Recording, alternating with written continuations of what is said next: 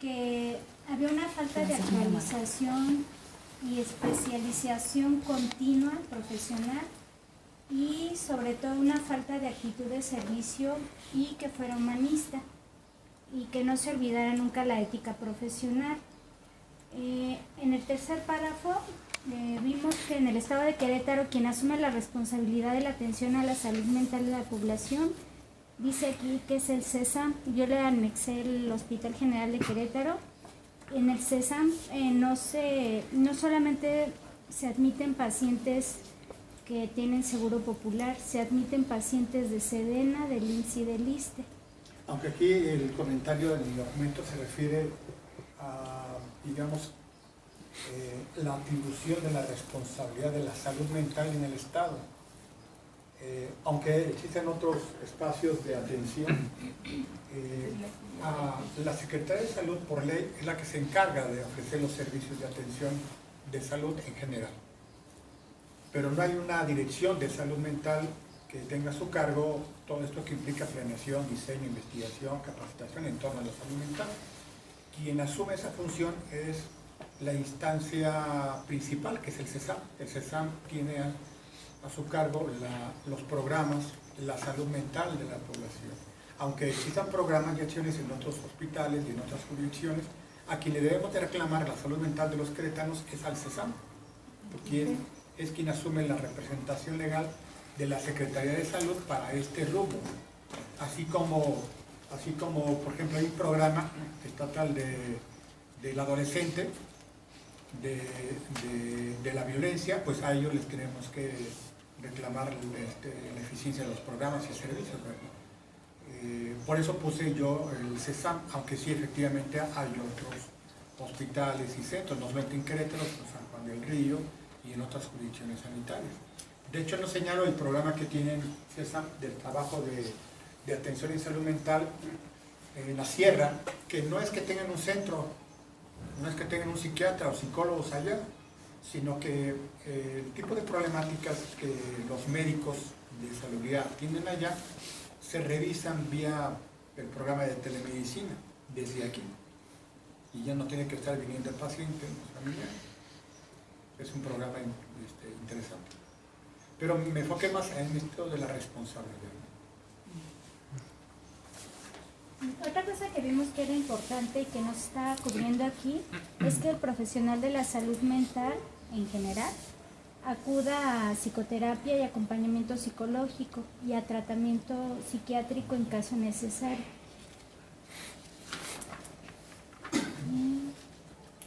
Y que no hay difusión sobre temas de salud mental en general. Claro. Sí, ese es uno de los argumentos, la falta de programas de prevención, de folletos, convocatorias, pláticas, etc. Pero la primera parte sí veo cuestionable, ¿no? Porque no hay una obligación en términos de la atención psicológica del profesional de la salud mental. No hay algo que lo pueda obligar, no hay ley que obligue a uno a ir al médico si está enfermo.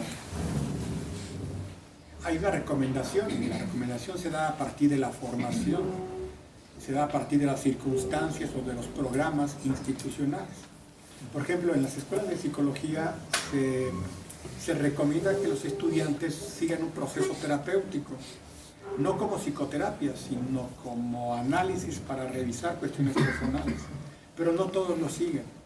En el caso de esta facultad, hace años, era casi obligatorio llevar una terapia antes de terminar la carrera a cargo de estudiantes de maestría de psicología clínica, pero resultó poco operativo y hubo algunas complicaciones, y como no podía obligarse curricularmente, pues entonces se dejó para que los interesados lo pudieran llevar. O sea, mientras que no sea algo obligatorio curricularmente, uno lo lleva o no lo lleva, excepto en algunos planes de formación psicoterapéutica. Hay institutos que ofrecen la formación como psicoanalistas y te dicen, pues además de ir a clases, estudiar, tienes que seguir un programa de análisis personal. Forma parte de la currícula, de su contenido curricular en el programa, y lo deben de llevar. Ahí no es de que no, pues no. Y el problema es que muchas veces se genera esto en términos de un conflicto de intereses. ¿Quién va a atender a los profesionales en una institución? Sino otros psicólogos de la misma institución, porque externo, ¿quién les va a pagar? Y luego, si yo atiendo a los compañeros, hay dilemas, hay información que a veces no se maneja confidencialmente. Y si se hace afuera, de pronto caemos en el vicio de que muchos de los psicólogos tenemos una población de usuarios cautivos que son los estudiantes. La ética señala que de pronto un docente tiene que hacer la función de docente y no hacer otra función, no duplicarlo. Entonces, algunos docentes o algunos alumnos se acercan a los docentes para llevar terapia, o los docentes hacen terapia de los alumnos, pero hay el conflicto de intereses, porque además de que eres mi alumno, eres mi paciente, y entonces puede haber ciertos errores en el ejercicio, o en la práctica de la terapia, o en el trabajo de la enseñanza. Entonces se ha dejado esto al margen, mientras que no sea validado curricularmente. Sí hay una recomendación, en el caso de algunas instituciones, por ejemplo, en el Instituto Queretano de la Mujer, el trabajo con personas violentadas y personas violentas genera mucho desgaste emocional. Y este tipo de instituciones lo que facilita es un programa de contención emocional o supervisión, que ha tenido sus ausencias, pero por ejemplo, hay unas instituciones que trabajan específicamente con pacientes crónicos, con psicóticos, con criminales, con violentos, deben de recibir laboralmente un programa de asistencia y de acompañamiento. Es como una prestación laboral de insalubre. Un trabajador que realiza una actividad que puede ser tóxica recibe una compensación, además de tener el equipo adecuado. En el caso de los psicólogos, no en todas las instituciones está, y el colegio ha impulsado la idea de que en los centros donde se genera este tipo de atenciones para personas de violencia, pues también se atienden a los psicólogos. Ahora falta que los psicólogos quieran, ¿verdad? Pero en la ley puede estar marcado de que en este tipo de instituciones se debe de procurar los programas de higiene mental para el profesional de la salud. Sí. Pero obligado así me parece es riesgoso. Pero sí, ¿cada cuándo se tiene que actualizar un psicólogo? Cada 6 meses, ¿no? No hay una fecha. No hay una ley. Bueno, yo creo que ahí sí deberían de poner un reglamento de cada cuándo te puedes actualizar como psicólogo, porque al final de cuentas estarías actualizado, estarías, ¿cómo te lo puedo explicar? Es como si tomaras una terapia de sanación, ¿verdad? Porque no te quedas en lo antiguo, en lo que aprendiste, sino es como te estás actualizando y ya ves las cosas con otra visión, con otro entendimiento, ¿no? Yo creo que también se puede hacer una pequeña bueno, la ley marcaría que el profesional de la salud mental tenga que estar actualizado y formado para estas funciones. Creo que está ahí el punto. Y eso implica que el profesional tenga que actualizarse. El colegio podría generar esta operación de la actualización profesional. No hay un tiempo determinado, pero quizá puedo responderte de la siguiente manera. El psicólogo, más el colegiado, debe de presentar una cantidad de horas de servicio social profesional al año, 25 horas. En el caso de los colegios aún no determinamos cuántas horas o cuántos puntos curriculares debe de tener el psicólogo cada año como una opción de comprobar una actualización. En el Estado no lo tenemos, a nivel federal se está trabajando en ese reglamento, pero bien pueden ser 40 horas, 50 horas al año. De la temática que estoy trabajando, hace 2 años una compañera psicóloga me decía en diciembre, en un curso que dimos, mi constancia, pues es la primera y la última constancia en el año porque no había tomado ningún curso, y era un curso como de 20 horas. Entonces sí es importante que los psicólogos podamos ir a este tipo de reuniones, participar presentando pláticas, trabajos, etc. Sí es obligatorio y aunque no está todavía reglamentado por parte del colegio, pudiera darse, ¿no? De tener 50 horas, 40 horas, que son pues 40 horas. A ver, no es agresión para ningún psicólogo, ¿eh? Es un comentario como humano. ¿Qué pasa si tú vas a una carrera que nos hemos topado, nosotros como doctor, a psicólogos que dicen, es que yo estoy muy bien y soy muy preparado para atender a cualquier persona, ¿no? Sobre todo en violencia, como tú dices, que son cosas delicadas. Y nos hemos enterado y hemos constatado que el psicólogo es un psicópata. Es el más violento que el que está yendo a tomar una terapia en violencia. ¿Cómo lo podemos detectar o cómo ustedes pueden determinar que deberá ser muy sano para dar este tipo de ayudas? ¿Cómo lo podemos mejor? Puede haber indicadores, pero por ejemplo hoy ustedes me ven así muy bien lúcido y todo, pero quizá en una semana yo ya esté Parte del psicotizado, ¿no? O alterado por las circunstancias y los sucesos que todos nos enfrentamos, ¿no? No hay que generalizar. Hay excelentes psicólogos. Sí, no, yo no caeré por decir que no a nadie distinciones y lo todo. que hemos vivido nosotros. Hay muchos psicólogos que son buenos terapeutas. Hay psicólogos que no tienen el feeling de la terapia, pero pueden ser buenos docentes, o buenos orientadores, o buenos en otra función. Hay gente que no tiene la formación de psicólogos y están dando terapia indebidamente. Hay gente que no tiene la formación, que son contadores o son comunicólogos, dan terapia y son buenos, porque tienen ahí el feeling, la empatía y manejan la técnica adecuadamente. No son psicólogos, pero son buenos terapeutas, sobre todo porque trabajan un enfoque determinado que a lo mejor no implica toda la formación. Están centrados en el problema, focalizan y buscan soluciones. Y son buenos. Pero hay de todo, encontramos de todo, ¿no? Y el trabajo cotidiano en salud mental, pues sí es riesgoso, ¿no? Enfermeras, médicos y psicólogos, hay indicadores de alto riesgo de suicidio, ¿no? Y bueno, como en todo, recuerdan una psicóloga hace 2 años, 3 años, que estudió además psicología forense, y con ese conocimiento, con esa herramienta, mató a sus padres. O un psicólogo, uno de los psicólogos más destacados en el tema de la violencia y del abuso sexual infantil, en Argentina creo, después de muchos años y de una cantidad de libros que escribió, lo detienen y lo acusan de abuso sexual.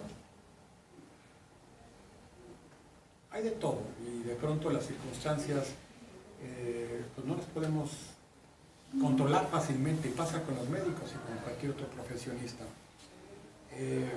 Los psicólogos no estamos tan regulados como debiéramos en México. Quizá en el caso de los contadores,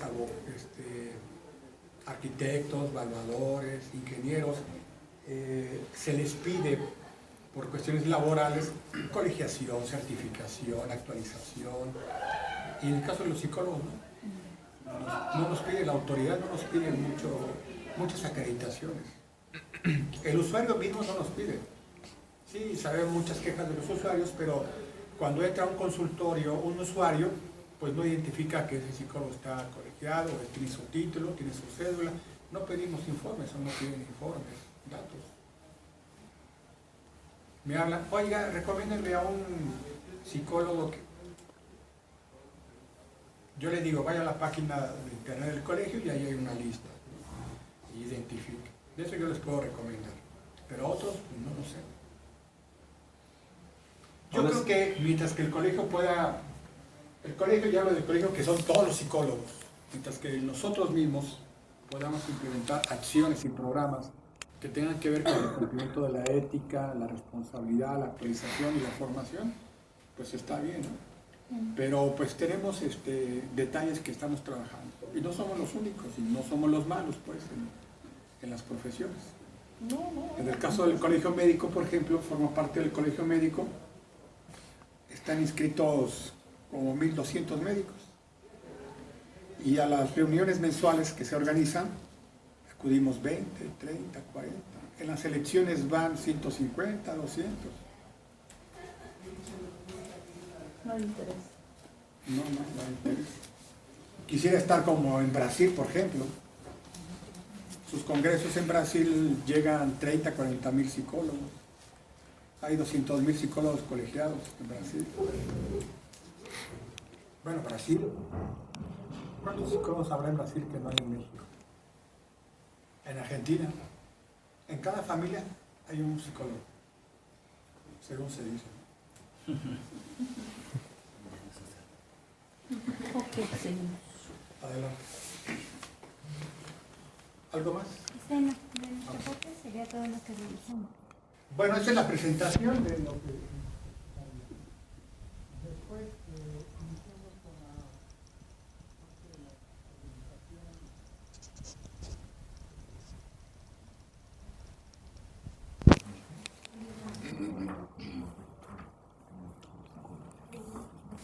de lo que refiere la misma OMS, las cuestiones estadísticas, la normatividad de la Secretaría de Salud, los programas nacionales. ¿Quién no trabajó que nos pudiera hacer un resumen y observaciones que encontraron? ¿Les tocó a ustedes también? Sí. Digamos. ¿Quién les tocó ver?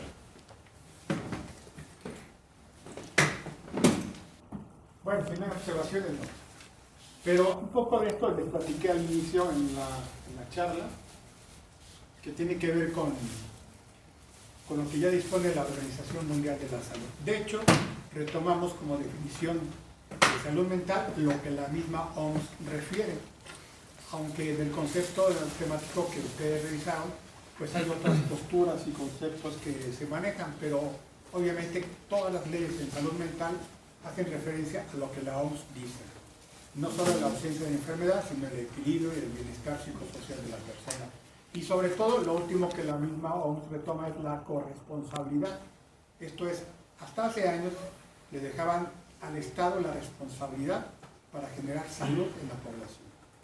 Ahora, pues han incorporado a los ciudadanos, a las personas, a los pacientes, esa responsabilidad de tener la salud mental. O sea, de cuidarse, de seguir las indicaciones, las prescripciones médicas, etcétera, etcétera. Y habla de indicadores, de porcentajes de los padecimientos. En general la gente poco va al psicólogo a servicio de salud mental, a veces llegan a pasar, se refiere hasta 10, 15 años que la persona con el trastorno se mantiene y busca ayuda. Habla de la situación institucional de salud mental, hay más psicólogos que psiquiatras. Esto es, ¿usted lo vio? Mire, ya no. No, lo comentamos, pero aquí plantea de que bueno, la institución también no puede atender la demanda de la población por la cuestión de recursos humanos. En el caso de Querétaro, en el Seguro Social somos 3 psicólogos para todo el estado. Hay 250 psicólogos en el país, en el Seguro Social, y 150 en el DF. Hay una relación, por ejemplo, Salubridad reportó en el 2011 12 psiquiatras y 40 psicólogos, solo en el sector salud. Y obviamente también hace referencia a que en el sector privado no sabemos cómo están. El sector privado en cuanto a psicólogos, grupos, despachos, consultorios, no reportan lo que atienden. No sabemos qué trabajan. Niños, adultos, qué diagnósticos asignan y la eficiencia de los tratamientos. No hay una evaluación de la calidad del servicio que prestan y creo que eso es importante. Ha habido estudiantes de la facultad que han tratado de hacer este tipo de investigación, pero es muy complicado en el sector privado porque no hay información que den. O la información que aportan es muy parcial o insuficiente. ¿Cuántos psicólogos, cuántos pacientes puede atender un psicólogo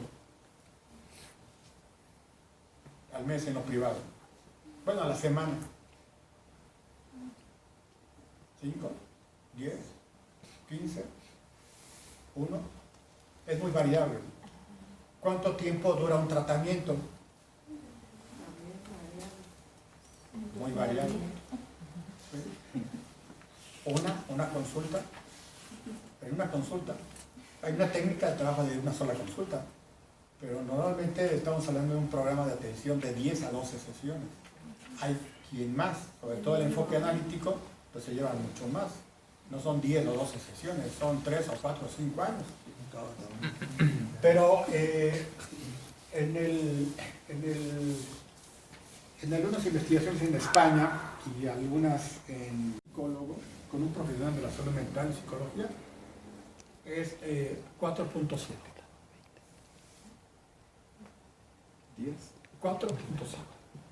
4.7 sesiones. Quiere decir que hay muchos que están una o dos veces nada más. Hay otros que duran más, pero en promedio está entre el 4 y el 5 consultas, que son pocas. Quiere decir que o somos muy buenos o somos malos, que ya no quieren regresar, ¿verdad?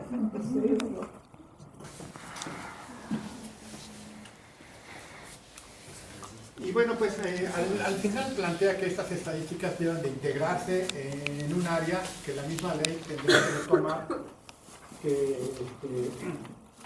es un apartado sobre la investigación, sobre la vigilancia y el registro de información. Quiere decir que la ley de salud mental debe de contemplar un espacio, una instancia que se encargue de hacer este tipo de investigación, los registros epidemiológicos. Pues para saber cómo estamos, qué hacemos y cómo lo hacemos. No solo de una institución, porque habrá algunas que lo hacen más o menos, pero el mucho no lo hace. Y esta es una de las primeras afectaciones al psicólogo en lo privado, tener que trabajar la parte de los registros para informar lo que está trabajando. Claro, no tiene que entregar los expedientes, no tiene que entregar las reseñas de los casos, simplemente el mínimo de información epidemiológica que se está trabajando.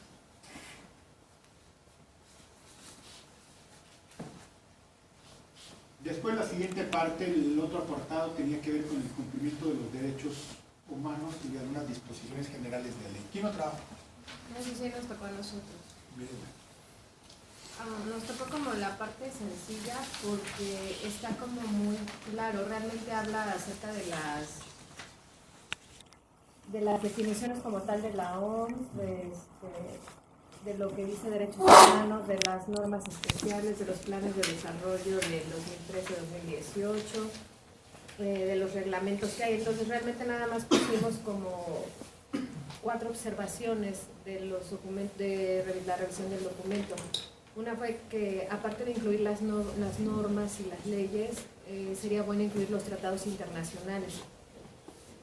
Sí, ahí en este apartado, porque nos habla de una serie de artículos en base a las normas oficiales mexicanas y a la ley del Sistema Nacional de Información. Entonces dijimos que también sería bueno incluir los tratados internacionales en ese apartado. También pusimos que una compañera nos comentaba que dentro de la ley de acceso a las mujeres había habido una revisión en octubre y que no sabemos si ya estaba incluida esa revisión donde se incluía la violencia obstétrica, violencia del noviazgo y otras más, ¿no?, que están en esa modificación, entonces incluirlas también ahí. Y la atención, incluir también la atención a las familias. Aquí nos habla de atención a personas, como es en base a derechos, personas que están en las penitenciarías. Entonces comentábamos acerca también de atender a las familias de estas personas, ¿no?, que están recluidas. Y en general, o sea, finalmente el tener algún paciente con algún trastorno mental pues no es cosa fácil, entonces las familias también deberían tener una atención especializada para sobrellevar la situación, ¿no? Sea psicoeducación, sea como tal del trastorno que padezca su paciente, etcétera, ¿no? Y por último, verificar la responsabilidad de la prescripción de medicamentos.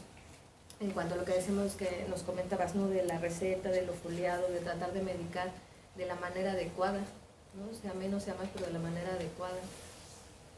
Son nada más las observaciones que pusimos porque la parte que nos tocó realmente está bastante clara. Sí, pues lo vamos a considerar, sobre todo lo internacional, que no lo hemos contemplado. A mí lo personal ahí me gustaría que la ley estableciera que los psicólogos pudiéramos prescribir medicamentos. Para no recetarlos. Y quitar los que se prescriban de manera irregular por parte de los médicos o los psiquiatras, ¿verdad? No tenemos la formación médica de la farmacobiología que nos permita conocer cómo debemos de prescribir un medicamento, pero A veces hace falta, en el caso del psicólogo, conocer los efectos y las situaciones irregulares que los médicos dan con los medicamentos, ¿no? Entonces, podemos tener ese permiso, como lo tienen los psicólogos en California. Hay un área de psicólogos que están especializados en esa temática de la prescripción de medicamentos, que tienen una formación y actualización en farmacobiología y que pueden recetar medicamentos mediante un procedimiento y una vigilancia. Pero bueno, eso sería como ir generando un mayor nivel en los psicólogos. Lo que sí buscaríamos es cumplir ciertas normas o leyes establecidas en el sentido, por ejemplo, de que el caso de los niños, para recibir o para que se les aplique psicometría, deben de firmar un consentimiento formado los padres, porque eso es violatorio a sus derechos. Y esto lo tenemos mucho en el caso de algunas escuelas, donde los maestros hacen algunas aplicaciones de dibujos o de cuestionarios o de test y hacen una identificación de niños con problemas. O bien llegan psicólogos, aplican una serie de dibujos, de pruebas y con el apoyo del maestro dicen, mira, este niño tiene problemas y entonces hay que mandarlo a psicología. ¿Y qué tal si nosotros lo atendemos? Hay que decirle al papá que lo lleve y nosotros le cobramos y lo atendemos. Entonces, esa situación es irregular. Entonces, hay que regular. Nadie, ningún psicólogo puede ir nada más así a aplicar dibujos, pruebas en las escuelas para obtener ciertos indicadores de niños con trastorno. Eso hay que regularlo. ¿Por qué? Porque hay esta ley, esta norma sobre los derechos de las niñas, los niños y los adolescentes, por ejemplo. Entonces, eso es lo que hay que ir cuadrando en este sentido. ¿Algo más? Bueno, y de ahí nos vamos a lo que sigue. ¿Quién sigue? Este apartado está...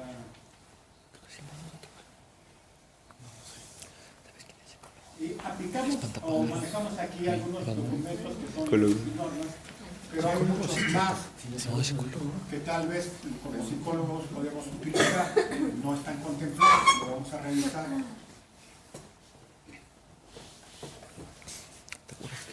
Iba a la cárcel a la gente y ahí les echaba su merjur. De hecho, cuando Batman se refiere a él, siempre dice psicólogo que se convirtió en psicópata. ¿También ustedes o no? ¿Mande? No escuché. El concepto de salud mental. Ah, sí. Sí. Pero también se apega a lo de... Pues diste. Sí. ¿Es y el bueno al bueno?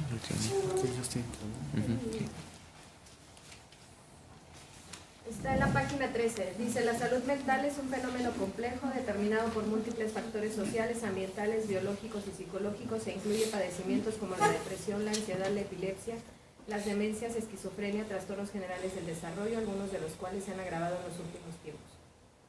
Y ahí habla también Melanie Klein, o sea, está todo el concepto incluyendo lo de que salud mental, o sea, hablaba de esto que decías tú, de que es un asunto de bienestar, no nada más de ausencia de enfermedad. Retomamos algunos conceptos solo para hacer comparaciones, pero hablar de salud mental es muy largo, mucho tiempo, y nos quedamos con el concepto que la misma Organización Mundial de la Salud plantea, que es como la definición oficial en este concepto. Pero sí señalamos, porque eso lo veíamos al principio con ustedes, decía los trastornos mentales, emocionales y del comportamiento. Señalábamos que la parte de las emociones tiene que ver con el estado mental de la persona, pero no solamente lo emocional, sino lo biológico, lo cognitivo, lo comportamental y lo interpersonal. Entonces no podemos generar conceptos de salud mental, comportamental, cognitivo, porque ya están contemplados. Cuando hay una alteración en la salud mental, hay alteraciones en estas áreas, ¿no? Y señalar solamente lo emocional sería parcializar. Yo en lo personal lo que manejaba era un concepto de trastorno mental y psicológico, en lugar de comportamental. Pero el concepto de trastorno mental y de comportamiento está ya planteado en los programas oficiales, dentro de la OMS, así se llama. Y nos podemos ajustar ahí para no entrar en el debate de los conceptos que nos puede echar a perder esta iniciativa, ¿de acuerdo? Como lo que nos pasó la otra vez, que por conceptos no avanzamos. Porque yo soy de la idea de que trastorno mental muchas veces tiene que ver con estas clasificaciones que hay, de la CIE-10 y del DSM-4, DSM-5, y que tiene que ver más a cuestiones biológicas, de atención psiquiátrica. Y hay muchos trastornos o muchas problemáticas que entrarían dentro del concepto de trastornos psicológicos, no tanto de origen biológico, para que nosotros los psicólogos tengamos una clasificación de trastornos psicológicos y los psiquiatras tengan una clasificación de trastornos mentales. Ese sería lo idóneo. Ahora que está en debate el DSM-5, hay algunos investigadores, psicólogos en Latinoamérica que están trabajando un catálogo de trastornos psicológicos, solo psicológicos. Algunos se van a parecer a lo que marca la clasificación de la CIE-10 o DSM-5, pero son trastornos psicológicos que no tienen que ver con las cuestiones de origen orgánico y que además tienen que ver con las zonas geográficas. Estos psicólogos son parte de ULAPSI, que es una entidad latinoamericana de psicología, y entonces hay de Brasil, Argentina, Colombia, Cuba, Costa Rica y México. Que hay trastornos psicológicos que hay aquí que no se dan allá, o los que se dan allá que no se dan acá, y que tienen muchas veces que ver con la cuestión cultural, que se acerca quizá un poco al uso de los chamanes y esas cosas. ¿Sí?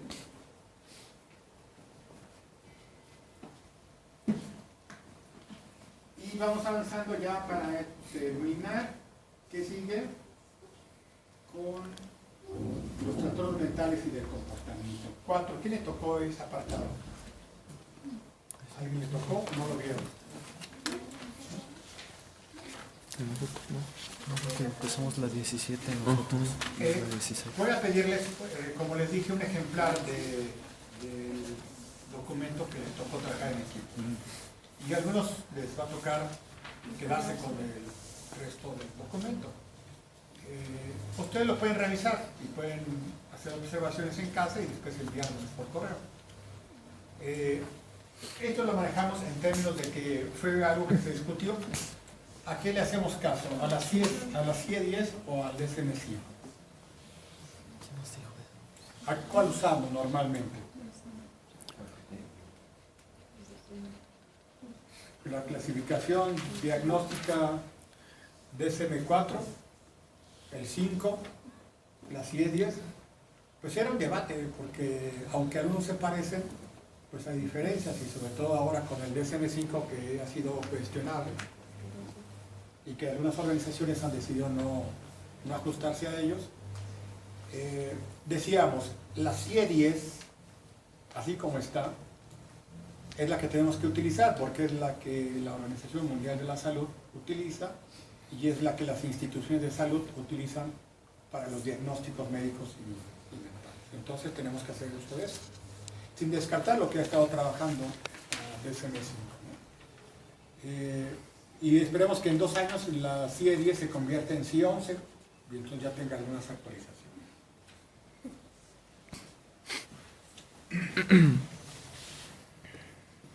En el documento viene una liga donde les lleva a un portal donde se está trabajando esta revisión de la CIE-11 y donde ustedes pueden formar parte de este grupo de profesionales para determinar las actualizaciones de los diagnósticos. Solo tienen que respaldar la experiencia, el trabajo institucional y el manejo de los diagnósticos. Después viene la definición y conceptos generales. Algunos los hemos incluido porque nos parecen importantes, muchos otros están ya marcados en las leyes de salud mental de los estados que hemos revisado. Debe de haber una especie de glosario para que la gente, los legisladores, sepan a qué se refiere al hablar de esos términos. Seguramente faltan algunos y otros hay que corregir el significado de los mismos. ¿Lo trabajaron por allá? Nosotros. ¿Algunas observaciones a esto? Pues en general sí faltan todavía algunos conceptos por definir y otros por agregar. Pero algo que llamó la atención fue como, bueno, resumiendo todo, como la unificación de los términos. Por ejemplo, si el gobierno del Estado, que se menciona en general gobierno del Estado de Querétaro, porque hay partes en donde es como gobierno del Estado, gobierno o el Estado, y me parece que, bueno, nos parecía que si se va a trabajar en una ley, se tiene que hablar como del mismo término, ¿sí? Claro, sí. Eso por ese lado, algunas cuestiones ortográficas también, y los compañeros nos daban una observación muy llamativa, que era, bueno, algunos términos que suenan muy psicoanalíticos. Entonces, si se busca también algo que Síntoma, ajá, por ejemplo. Entonces, ¿La definición es psicoanalítica? Así la percibimos. Bueno, la percibimos de esa manera porque habla el síntoma sobre la cuestión del ello, del yo, del superyo, del inconsciente.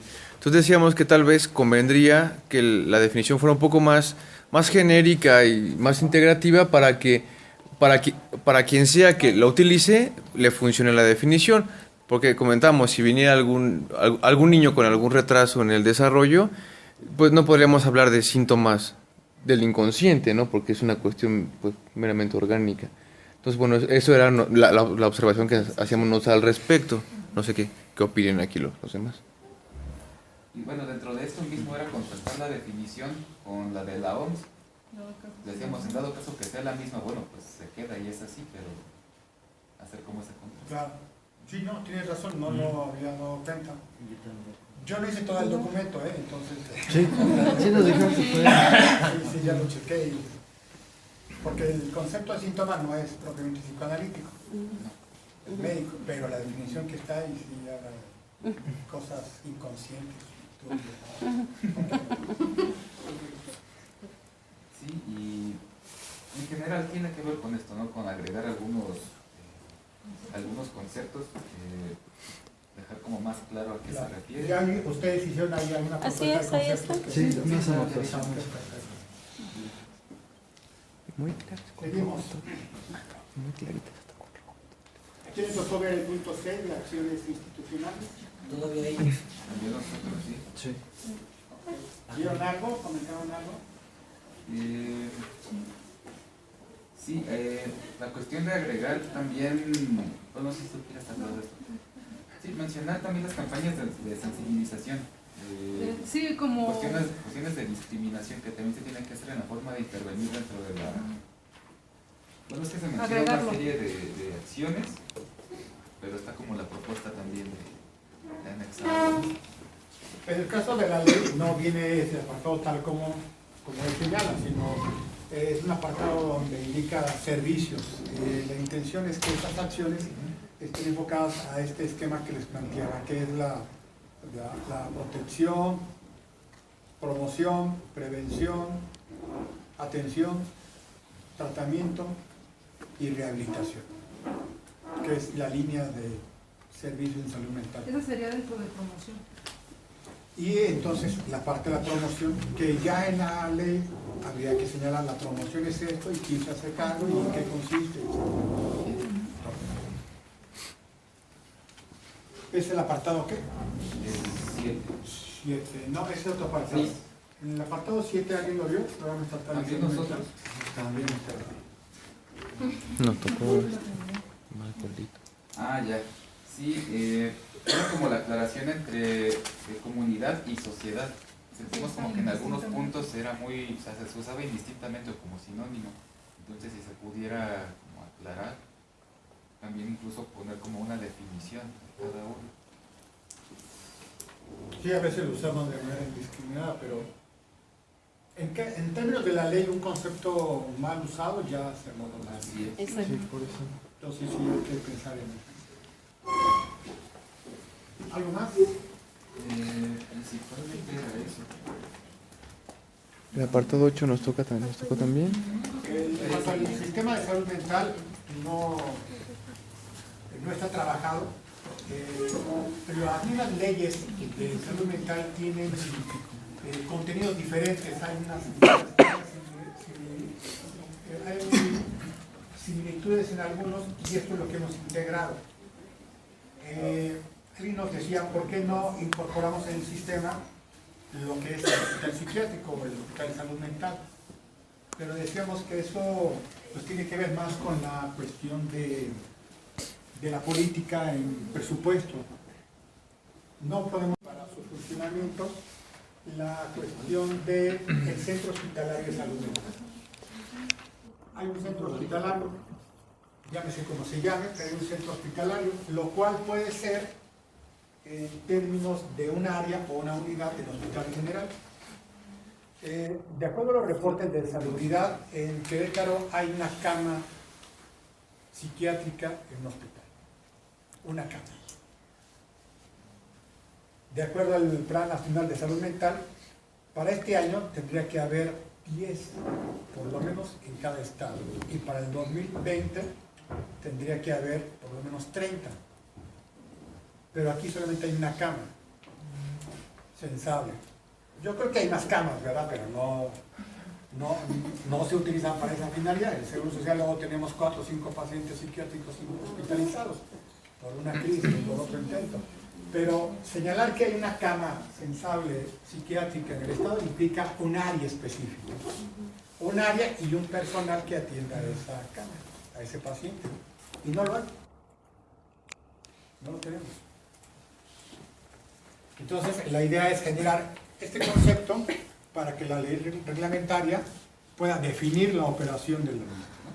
Y en cada una de esas, lo que sí es novedoso es el Centro de Intervención en Crisis y Atención al Suicidio, como una de las principales problemáticas en Querétaro y que debe de generar un espacio para la atención en personas en crisis. Porque lo hemos reportado, lo hemos señalado. Cuando alguien quiere suicidarse, pues no hay a dónde llevarlo y no lo llevan solamente en la mañana. Y cuando lo llevan en una crisis, pues no lo pueden contener. Y la parte de las adicciones que ya está trabajando, ahí lo llevamos.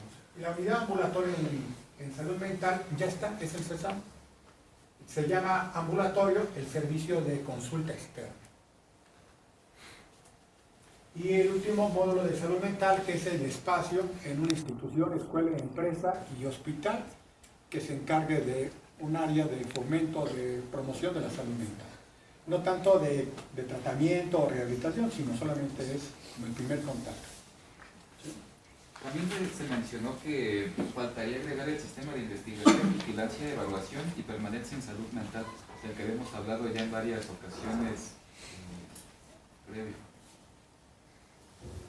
Sí, no está ahí marcado, pero sí está señalado en otros apartados, entonces ahí nos faltó.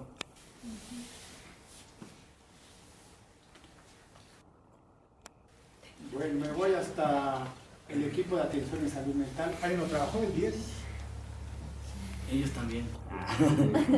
Hasta la página 27, si quieren pasar a nuestro equipo, estaría muy bien. Nos tocó hasta la 26. La 26. Pero hoy ya no pusimos todos. Sí. No, ya estamos. No lo alcanzaron, pero ese es el punto medular en el requisito de la profesión. Ahí tendremos que ver como los requisitos o como las características. Aquí señala que la persona o el profesional que esté a cargo de los servicios de salud mental debe tener esta habilitación, certificación o formación. Quien no lo podrá hacer. Y después sigue la parte de rehabilitación. También les tocó. Sí. Y después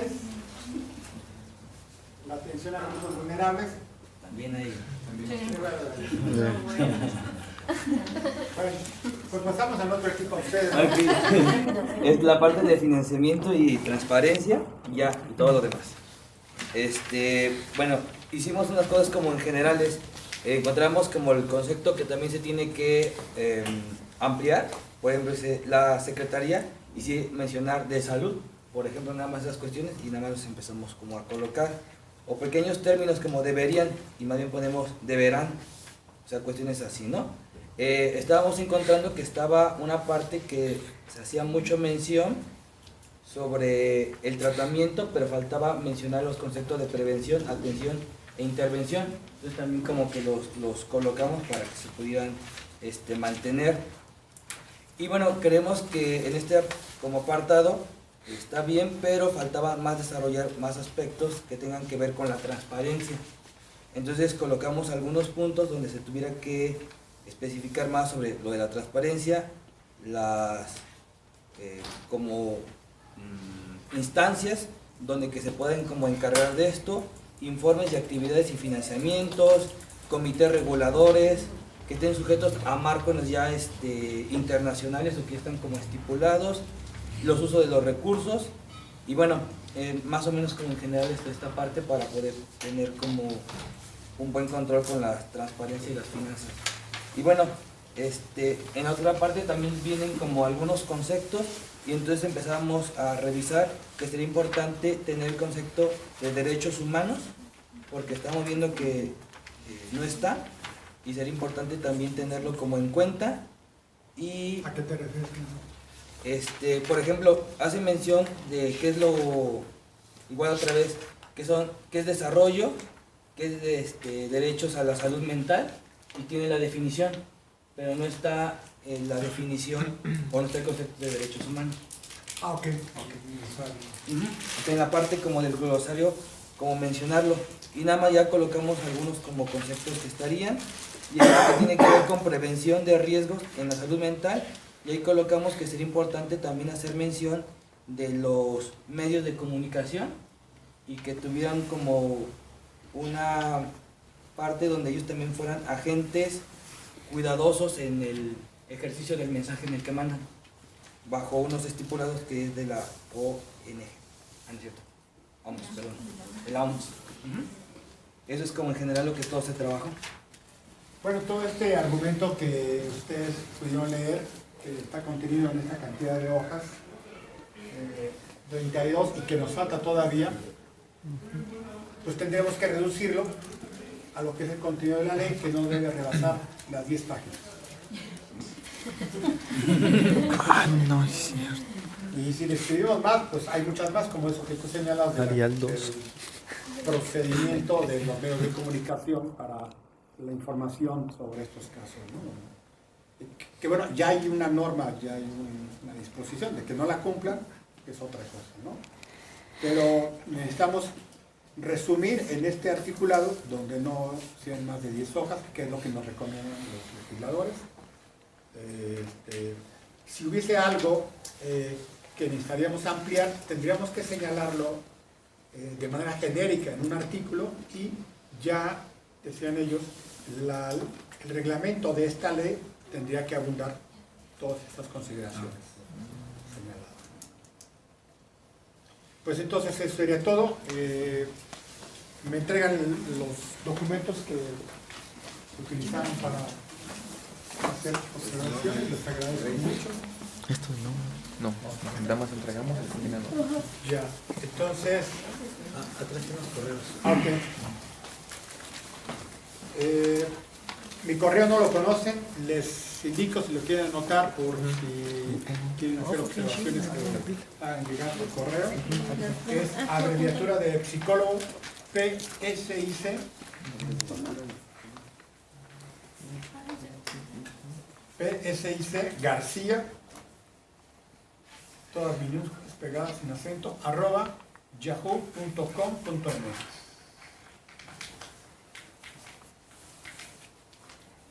¿Qué sigue? Terminamos este documento, el cual tiene que estar listo máximo en 10 días.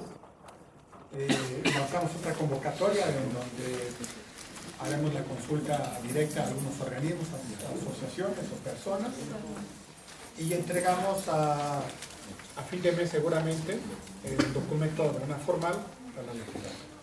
En su momento serán llamados, convocados a una reunión general para conocer ya la iniciativa de ley, y claro, en su momento le vamos a pedir su apoyo y consideración para que nos hagan favor de darnos dinero para... No, para los gastos, que esto... para que nos acompañen en algún evento, algún pleno, no sé, algún foro donde pues, venga mucha más gente de la que existió, de la que hemos estado trabajando, o alguna reunión donde ustedes pueden invitar a otras personas, profesionales, pacientes. yo creo que es la parte de la estrategia política que tenemos que seguir, ¿no? Pero eso es algo que se define en el pleno del Consejo del Colegio de Psicólogos. De antemano, pues muchas gracias, y yo tomo sus nombres. Si hubiese alguna otra reunión formal para tratar este asunto, están invitados, y conforme avancemos, la convocatoria que hicimos, ustedes acreditan una cantidad de horas, se les da una constancia al final de este proyecto para acreditar su participación. Muchas gracias. Vamos, sí.